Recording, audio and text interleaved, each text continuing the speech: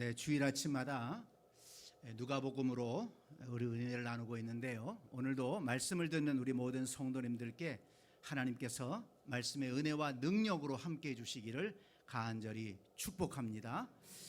예수님께서 태어나시던 당시에 로마의 황제 가이사 아구스토는 세금 징수를 위해서 로마 제국에 속한 모든 백성에게 호적을 등록하라고 명령을 내렸습니다. 그 명령에 따라 요셉과 마리아도 호적을 등록하기 위해 고향 베들레헴으로 가야 했습니다. 그런데 마리아는 당시 만삭의 몸이었고 출산이 임박한 형편이었습니다. 무거운 몸으로 오랜 여행을 했기 때문인지 길을 가는 동안 산통을 느끼기 시작한 것입니다. 서둘러서 베들레헴으로 가서 머물 여관을 구해야 되고 또 산파를 알아보아야 했습니다. 그런데 도착해 보니 빈 방이 없습니다. 호적을 하러 많은 사람들이 한꺼번에 몰렸고 먼저 온 사람들이 방을 차지해 버린 것입니다. 다급하게 되었습니다. 마리아가 점점 산통을 느끼면서 곧 출산할 것 같은 것입니다. 요셉은 하는 수 없이 무작정 보이는 집의 대문을 두드리면서 사정을 했습니다. 지금 만삭의 부인이 출산할 기미가 보이는데 머물 곳이 없습니다. 아무 곳이라도 밤이슬만 피할 수 있는 곳이라면 좀 빌려주시면 좋겠습니다. 머물게 해주시면 좋겠습니다. 사정을 했습니다. 그러자 한 집의 주인이 요셉의 형편이 하도 딱해 보이는지라 방은 없지만 그래도 치워져 있는 마구간이 있으니 그곳이라도 괜찮으면 들어오라고 얘기를 하는 것입니다. 요셉과 마리아는 그것도 감지덕지에서 마구간에 들어가서 찬바람을 피하고 자리를 잡고 있었는데 그곳에서 아기를 낳게 된 것입니다. 그 아기가 바로 세상의 구주로 오신 예수 그리스도이십니다. 여러분, 예수님은 그렇게 따뜻한 방이 아니라 차갑고 지저분한 마구간에서 태어나셨습니다. 그런데 여러분, 2000년 전 머물 곳이 없어 베들레헴을 헤매시던 예수님은 지금도 머물 곳을 찾아 빈 방을 찾아 다니신다는 사실을 아십니까? 요한복음 3장 20절은 이렇게 말씀합니다. 볼지어다 내가 문 밖에 서서 두드리노니 누구든지 내 음성을 듣고 문을 열면 내가 그에게로 들어가 그와 더불어 먹고 그는 나와 더불어 먹으리라. 무슨 말씀입니까?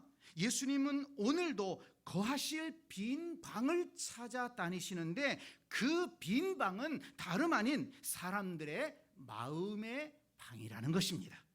예수님은 지금도 사람들의 마음의 방문을 두드리시면서 마음 문을 열어주기를 기다리신다는 것입니다. 왜 그럴까요? 예수님은 죄와 허물로 죽어 멸망받을 수밖에 없는 사람들의 마음속에 들어가셔서 그들의 죄를 용서해 주시고 소망을 주시고 새 생명을 주시고자 이 땅에 오셨기 때문에 예수님은 지금도 죄인들의 마음의 문을 두드리시면서 들어가기를 원하고 계신 것입니다. 누구든지 내 음성을 듣고 문을 열면 내가 그에게로 들어가 그와 더불어 먹고 그는 나와 더불어 먹으리라. 우리가 마음의 문을 열면 하나님께서 우리 안에 들어오시겠다는 것입니다. 우리와 동행하시겠다는 것입니다. 얼마나 놀랍고 영광스러운 일입니까? 그러나 사람들은 마음의 문을 열지 않습니다. 영적인 것보다 물질적인 것에 더 관심이 많고 또 불신앙으로 인해 예수님을 영접하기를 원치 않기 때문입니다. 그래서 예수님이 아무리 마음을 두드려도 마음의 문을 열지 않고 예수님을 모셔드리지 않는다는 것입니다. 성도 여러분, 우리는 어떻습니까? 우리는 과연 예수님을 영접하고 예수님을 향해 마음의 문을 열고 예수님을 영접하고 예수님을 마음속에 모시고 살아가고 있습니까? 예수님의 말씀을 듣고 순종하고 그 말씀과 함께 살아가고 있습니까? 혹시 오늘 예배드리는 우리 성도님들 가운데에도 마음속에 세상적인 것이 가득 차 있어서 주님이 들어가실 공간이 없어서 주님이 마음속에 들어가 계시지 못하고 주님을 바깥에 그냥 서 계시게 하는 분은 안 계십니까? 교회에 나와 앉아 있을지라도 그런 사람은 있을 수 있다는 것입니다. 너무 마음이 굳어서 주님이 아무리 노크할지라도 주님이 그렇게 말씀하시는 대로 돼도 그 소리를 듣지 못하고 마음의 문을 열지 못하는 분은 안 계시냐는 말씀입니다. 성경을 보면 예수님을 맞이할 수 있는 아주 좋은 기회를 만났음에도 마음의 문을 닫아 걸고 오히려 예수님을 배척했던 사람들이 있다는 것을 알 수 있습니다. 헤롯 왕이 그렇습니다. 헤롯은 당시 유대 지방을 다스리던 분봉 왕이었는데 마태복음 2장을 보면 동방의 박사들이 와서 유대인의 왕으로 나신 이가 어디 계시느냐?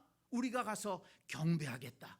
이렇게 얘기하면서 그리스도가 탄생한 것을 알려주었습니다. 그러나 그의 마음은 권력에 대한 욕심으로 가득 차 있었고 유대인의 왕으로 오셨다고 하니까 마치 자기의 왕위를 빼앗을까 봐 그는 아기 예수를 죽이려고 했던 것입니다. 권력에 대한 욕심이 그의 마음을 지배하고 있었고 그래서 헤롯은 메시아로 오신 예수님을 영접할 기회를 놓치게 된 것입니다. 오늘날도 마찬가지입니다.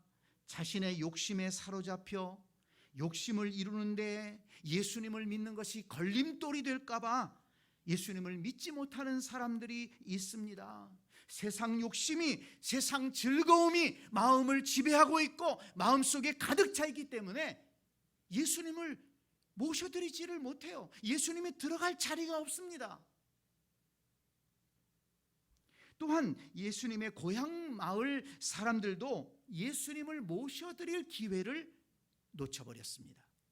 그들의 마음에는 예수님이 목수의 아들이라는 선입견이 강하게 박혀 있어요. 저 목수 요셉의 아들 아니냐? 그런데 무슨 예수가 그리스도냐?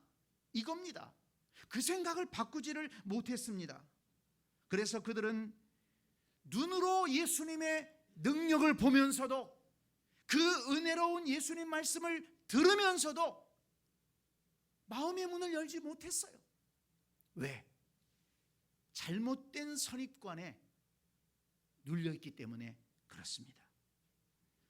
성도 여러분, 오늘날도 예수님에 대한 잘못된 선입관에 눌려있는 사람들은 신앙생활을 제대로 하지 못합니다. 예수님을 마음에 영접하지 못합니다. 그 말씀을 믿음으로 받아들이지 못합니다. 교회 생활을 성공적으로 하지 못합니다. 왜냐하면 성경 말씀을 따라 살아가는 것이 아니라 자기 생각에 눌려 살아가기 때문에 그렇습니다.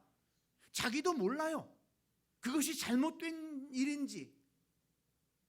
하나님의 말씀에 비추어서 진리라면, 예수 그리스도가 주의 생명의 주님이시라면 우리의 마음의 문을 열고 내 생각을 내려놓고 마음의 문을 열고 주님을 영접하고 주의 말씀을 따라 살아가야 할 줄로 믿습니다.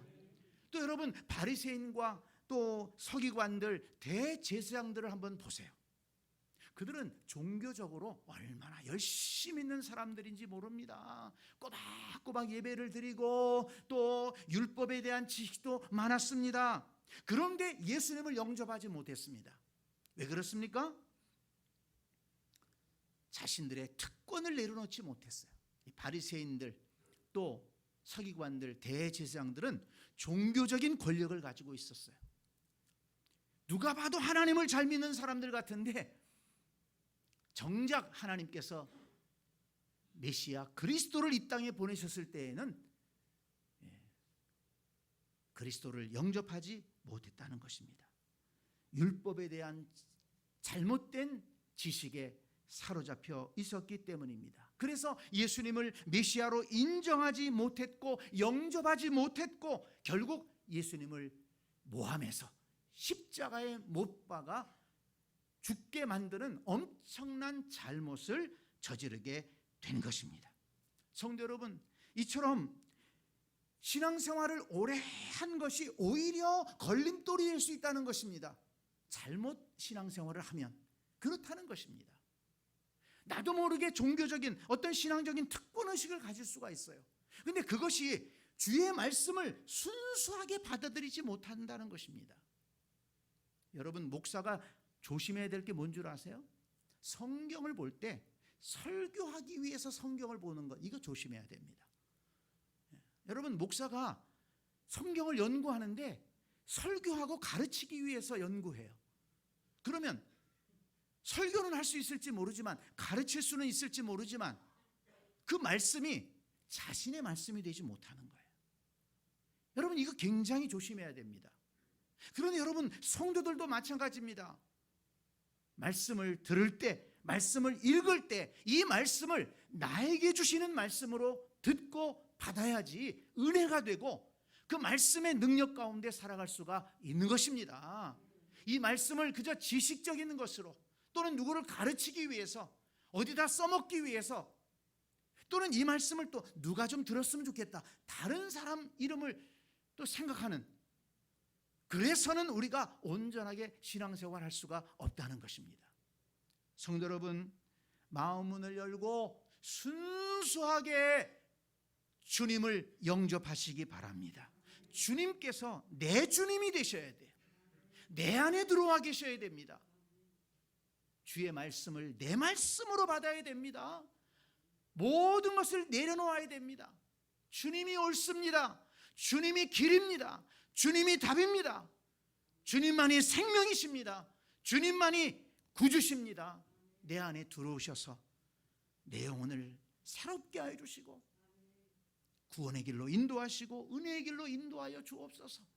순전한 마음으로 주님을 영접하고 주님과 함께 살아갈 때 우리가 진정으로 복된 신앙생활을 할 수 있을 줄 믿습니다. 여러분, 성경에 보면 이렇게 주님을 배척한 사람들도 있지만 주님을 기쁨으로 영접한 사람들도 있습니다. 오늘 본문을 보면 예수님을 영접하고 은혜를 누린 사람들이 나오는데 요셉과 마리아에게 마구간을 내준 그 집 주인입니다. 6절을 보면 거기 있을 그때에 해산할 날이 차서 처자들을 낳아 강보에 싸서 구유에 뉘었으니 이는 여관에 있을 곳이 없음이로라. 요셉과 마리아가 여관을 찾아봤지만 꽉 찼어요. 뭐 그때야 무슨 여관이 많았겠습니까? 근데 가정집을 문을 두들기면서 부탁을 했지만 잘 안 열어줬을 거예요. 그런데 한 집에서 문을 열어주었습니다. 그리고 요셉과 마리아를 영접했습니다. 이 젊은 부부가 보니까는 그 아내 되는 사람이 만삭이야. 그런데 지금 아이를 낳을 곳이 없다는 거예요. 그러면서 문 앞에 안타깝게 서 있습니다. 그런데 이 집 주인이 그 젊은 부부의 딱한 사정을 보고 자기 집에 들어오라고 그래서 우리 집에 다른 방은 없지만 그래도 좀 치워져 있는 마구간이 있으니 거기라도 쓰려면 쓰라고 이렇게 배려를 해준 것입니다. 친절을 베풀어 준 것입니다. 그런데 그 친절을 베풀다가 메시아로 오시는 예수 그리스도를 영접하게 된 것입니다. 성경에 나오지는 않지만 생각해 보니까 마리아가 아기를 낳을 때 그 집 여주인이 산바라지를 하지 않았을까요? 더운 물을 가져와서 아기를 씻기고 강보에 싸서 구유에 누이기까지 수고를 하지 않았을까요? 도움을 주지 않았을까요? 그런데 얼마 있다가 깜짝 놀랄 일이 생겼습니다. 낙타를 탄 귀족 같은 그런 사람들이 오더니 그 자기 집 마구간에 누워있는 그 아기에게 경배하는 것입니다. 그리고 또 값비싼 예물을 드리는 거예요. 이게 도대체 무슨 일이냐? 근데 또 조금 얼마 있으니까 그 동네 목자들이 갑자기 여러 명이 오더니 그 아이를 향해서 또 경배하고 또 뭐 천사들이 그 뭐 산에서 이런저런 얘기를 했다는 그런 얘기를 막 들려주는 것입니다. 그 주인들이 얼마나 깜짝 놀랐을까요? 모르긴 몰라도 그 집에 하나님께서 큰 은혜를 부어 주셨을 것이라고 저는 믿습니다. 이렇게 어려운 사람들에게, 곤란을 당한 사람에게 친절을 베풀다가 이 마구간 집 주인은 그리스도를 영접하는 은혜를 누리게 되었습니다. 또한 오늘 본문 8절에 등장하는 목자들도 예수님을 영접하고 은혜를 입은 사람들입니다. 그들은 밤에 밖에서 자기 양떼를 지키고 있었는데 천사들이 나타나 다윗의 동네에 그리스도 주가 나셨고 강보에 쌓여 구유에 누워 있는 것이 바로 표적이 될 것이다. 이런 얘기를 하는 것입니다. 그들은 여러 생각을 하지 않고 그 얘기를 듣고 동네로 내려가 마구간을 뒤지기 시작했습니다. 그런데 한 집에 들어가 보니까 정말 그 마구간에 한 아기가 강보에 쌓여 구유에 누워 있는 것입니다. 천사가 말한 아기가 바로 여기 있구나. 그 아기를 향해서 목자들도 경배했다는 것입니다. 그들은 그리스도의 탄생의 소식을 듣자 주저하지 않고 베들레헴 마구간으로 달려갔습니다. 그들은 그리스도의 오심을 받아들일 수 있는 그 마음이 준비되어 있었다는 것입니다. 그래서 그들은 예수님을 만날 수 있었고 경배할 수 있었습니다. 성도 여러분, 이것이 무엇을 보여줍니까? 예수 그리스도를 영접하는데 다른 것이 필요하지 않다는 겁니다. 마음문을 열고 주의 말씀에 순종하면 되는 것입니다. 또한 여러분, 동방 박사들을 생각해 보세요. 그들은 별을 연구하는 아주 지식이 많고 높은 지위에 있던 사람들입니다. 그런데 별을 연구하다가 어느 날 메시아의 나타나심을 상징하는 큰 별, 반짝이는 별을 발견하게 됩니다. 그들은 주저없이 예물을 준비해서 길을 떠났습니다. 그 길은 먼 길이고 위험한 길이고 또 간다고 해도 정말 메시아를 만날 수 있을지 보장되지 않은 길이었습니다. 그렇지만 그들은 믿음으로 길을 떠났습니다. 동방 박사들의 마음도 이렇게 메시아를 맞이할 마음이 열린 사람들이었다는 것입니다. 성도 여러분, 우리에게도 이와 같은 신앙의 자세가 필요합니다. 구원의 진리를 발견했으면 놓치지 말고 붙잡아야 한다는 것입니다. 그러나 많은 사람들이 진리를 발견하고서도 다음에 하겠다고 미룹니다. 그러다가 놓쳐버립니다. 주저합니다. 오늘 이 자리에 나오신 우리 성도 여러분들 정말 잘하셨습니다. 오늘 진정으로 예수님을 마음속에 모셔드리시기를 바랍니다. 마음의 문을 활짝 열고 주의 말씀을 나의 말씀으로 받아들이시기를 바랍니다. 예수님을 나의 주님으로 모셔드리기를 바랍니다. 예수님을 믿고 예수님과 함께 살아가겠다고 고백하시기를 바랍니다. 예수님을 꼭 붙들고 살아가시기를 바랍니다. 가수 하덕규 씨가 가시나무라는 노래를 불렀는데 그 노래를 좋아하시는 분들이 많이 있으실 겁니다. 이 하덕규 씨는 시인과 촌장이라는 이름으로 오래전에 활동을 하시던 분이죠. 그는 가수 활동을 하면서 많은 인기를 누렸습니다마는 공연 후에 찾아오는 허탈감과 공허함으로 우울증에 시달리다가 그만 술과 대마초에 빠져버렸습니다. 매일 술에 빠져 추락하던 그의 인생이었는데 어느 날 새로운 소망의 빛이 그에게 비췄습니다. 그를 보다 못한 누나가 그를 데리고 교회로 나간 것입니다. 근데 교회 나가서 예배를 드리는 가운데 말씀을 듣는 가운데 하나님의 사랑을 깨닫기 시작했습니다. 자신의 죄를 깨닫게 되었습니다. 그는 회개하고 거듭났습니다. 그 후로 완전히 변화된 삶을 살게 되었는데 그때 자신의 영적인 경험을 바탕으로 쓴 노래가 바로 가시나무라는 노래입니다. 그 노래에 멜로디도 좋지만은 여러분 아시는 것처럼 노랫말이 참 감동입니다. 내 속엔 내가 너무도 많아 당신의 쉴 곳 없네. 여기서 당신은 예수님을 말합니다. 물론 일반 방송에서 나올 때는 그런 의미로 사람들이 받아들이지는 않겠지만은 이분이 가사를 쓸 때는 그렇게 썼다는 것입니다. 내 속엔 내가 너무도 많아 당신의 쉴 곳 없네. 내 속엔 헛된 바람들로 당신의 편할 곳 없네. 내 속엔 내가 어쩔 수 없는 어둠 당신의 쉴 자리를 뺏고 내 속엔 내가 이길 수 없는 슬픔 무성한 가시나무 숲 같네.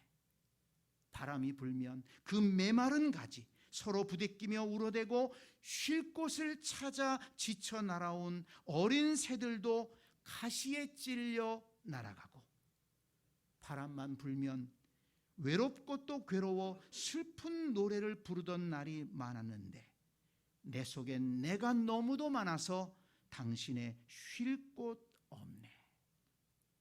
이런 노래입니다. 노래가 궁금하면 예배 마치고 가시는 길에 유튜브에서 한번 찾아보세요. 이 노랫말처럼 우리 시대의 사람들은 내 속에 내가 너무도 많아요. 너무 복잡한 것들이 우리 속에 많이 있습니다. 불신앙도 많고 교만한 것도 많고 세상의 염려도 많고 그래서 예수님이 들어오실 수가 없다는 거예요. 예수님을 모셔드리지 못한다는 것입니다. 그리고 그뿐입니까? 마치 가시나무 숲처럼 지금까지 살아오면서 받은 상처들이 가시처럼 돋아나 있어서 서로에게 상처를 주고받으면서 울고 방황하고 있다는 것입니다. 저와 여러분의 마음은 어떻습니까? 성도 여러분, 그래서 우리의 마음속을 정리하는 것이 필요한 것입니다. 세상 것에 대한 욕심을 치워버리고 육신의 정욕과 안목의 정욕과 이생의 자랑을 버려야 합니다. 쓰레기와 같이 냄새나고 독을 내뿜는 미움의 감정도 치워버려야 합니다. 우리 마음속에 지저분하고 더러운 것을 정리하고 주님을 모셔드려야 한다는 것입니다. 여러분, 정작 우리 마음속에서 치워버려야 될 것은 그대로 간직하고 정말 우리 속에 모셔드려야 될 주님, 정말 우리 마음속에 품고 살아야 될 주의 말씀은 품지 않는다는 거예요. 이 어리석은 인생들이 그렇습니다. 여러분 잘 생각해 보세요. 지금 내 속에 치워버려야 될 것을 치워버리고 정말 내 속에 들여놓아야 될 것을 들여놓고 있는가 한번 생각해 보라는 거예요.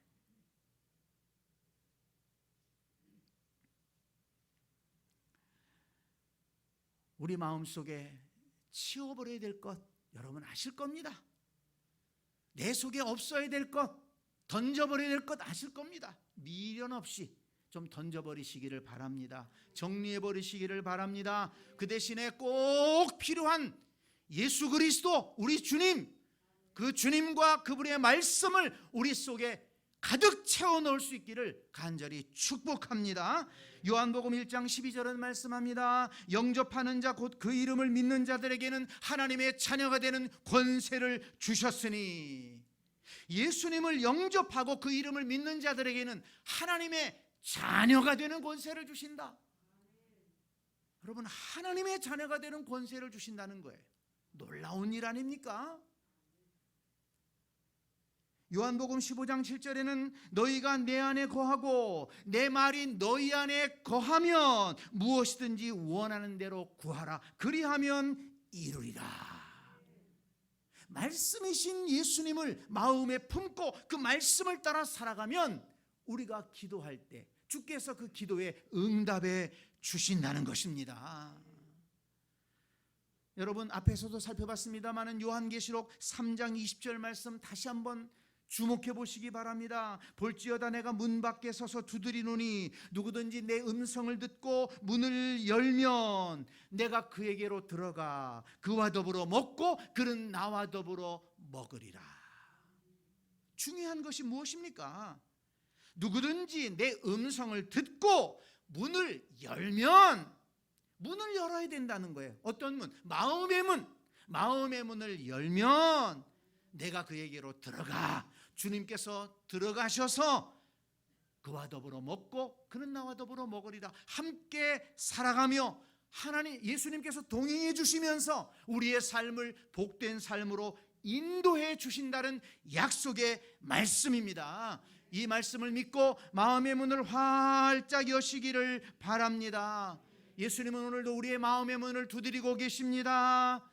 우리가 마음의 문을 열면 예수님이 우리 안에 오셔서 거하십니다. 예수님이 우리 안에 오셔서 거하실 때 우리는 하나님의 자녀로 거듭나게 됩니다. 주께서 우리와 동행하시는 것입니다. 성도 여러분, 헤롯 왕처럼 예수님의 고향 마을 사람들처럼 또 바리새인들과 대제사장들, 서기관들처럼 예수님을 배척하지 말고 마구간 주인처럼, 그리고 양을 치던 그 목자들처럼, 동방의 박사들처럼 예수님을 영접하고 경배하고 주님이 주시는 은혜와 복을 받아 누리는 복된 성도들이 다 되시기를 간절히 축원합니다. 아멘.